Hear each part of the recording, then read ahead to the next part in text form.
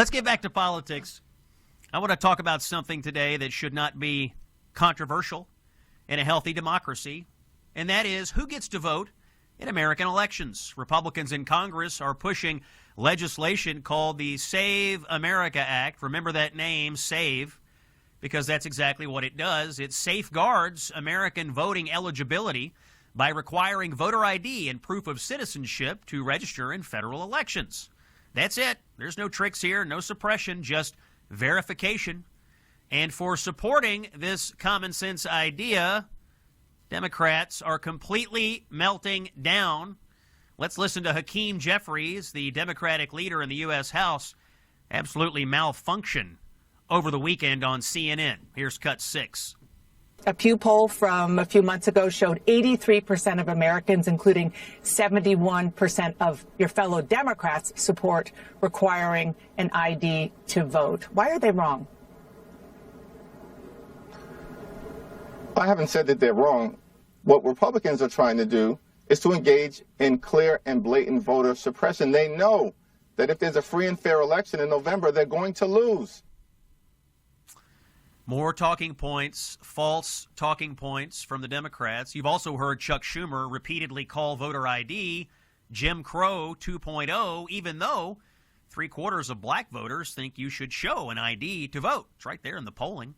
House Democrat Jamie Raskin says married women are too stupid to figure out how to vote once they get hitched. That's actually what he believes. Take a listen to cut 5.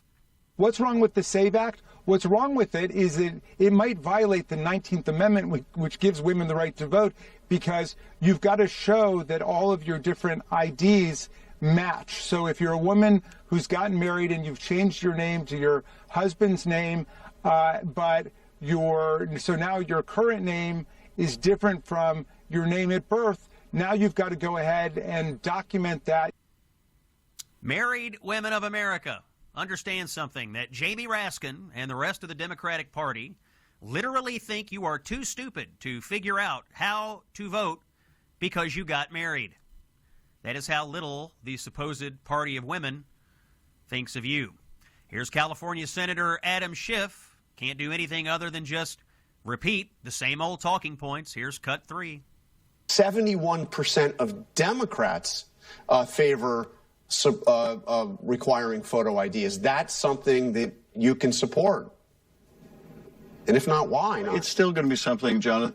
It's still going to be something that disenfranchises people that don't have the proper real ID, driver's license ID, that don't have the ID necessary to vote, even though they are citizens.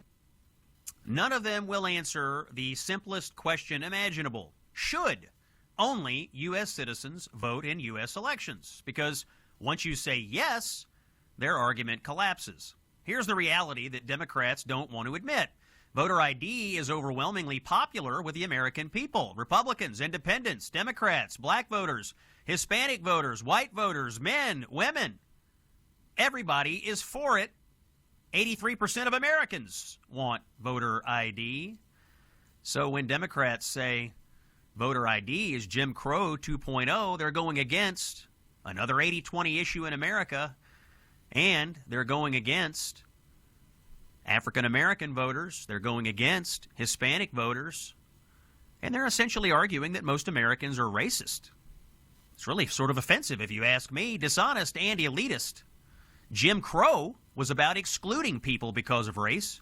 Voter ID is about including only eligible voters. Why do we need the SAVE Act? This is not a hypothetical question. In Alabama, state officials recently discovered thousands of illegal aliens who had somehow registered to vote. Thousands of illegal aliens on the voter rolls. Take a listen to this news story, cut 15. 3,000 registered voters in Alabama just got booted from the state voter rolls. That's after the Secretary of State, Wes Allen, ordered the removal of all non-citizens who were registered. But how did non-citizens get registered in the first place? WAFF 48's Nick Ballinger spoke to the Secretary of State to get to the bottom of this story. Nick? Yeah, Margo, when I asked Secretary Allen how these people got registered to vote in the first place, he couldn't give me a clear answer just yet, saying it was still being investigated. But when he gave me a breakdown of how many there were in each county, the numbers were glaring. This is a list from Secretary of State Wes Allen of how many non-citizens were registered to vote in our counties. The state found 3,251 people. 742 of them were from North Alabama. We got the information. We cross-checked it against our centralized data file here in the state of Alabama and found those 3,200 individuals. The information he's talking about are people with alien registration numbers. Those are issued to immigrants who intend to live in this country permanently and have already applied for a green card. However, you're not eligible to vote with just an alien identification number. When I asked Allen how 3,000 plus were able to register in the first place, he couldn't give me the answer. But it's our belief that only American citizens should be allowed to vote. Non-citizens, whether they're legal or illegal immigrants, cannot register to vote. It's a federal offense. To vote here. Now, Democrats would respond and say, well, just because they were registered doesn't mean they voted.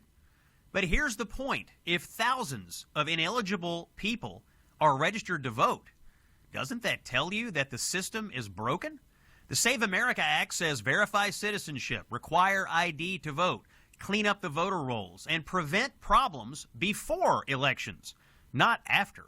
That's not voter suppression. That's basic system maintenance. Now let's talk a little about hypocrisy, because this is where Democrats completely give themselves away. Let's meet Senator Jon Ossoff of Georgia. Jon Ossoff, like most Democrats, opposes voter ID. He opposes the Save America Act. He says ID requirements are discriminatory. But at his own campaign events, new reporting has revealed, Jon Ossoff requires government-issued photo ID to get inside. Let that sink in.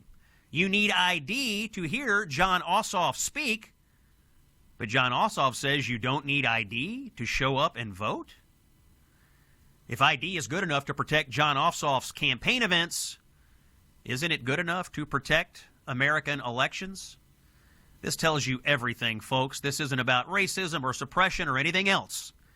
It's about power. Democrats don't oppose voter ID because it's unfair. They oppose it because it threatens an electoral advantage built on chaos, confusion, and sloppy systems. Save America Act should pass today. It's common sense, and the American people know it.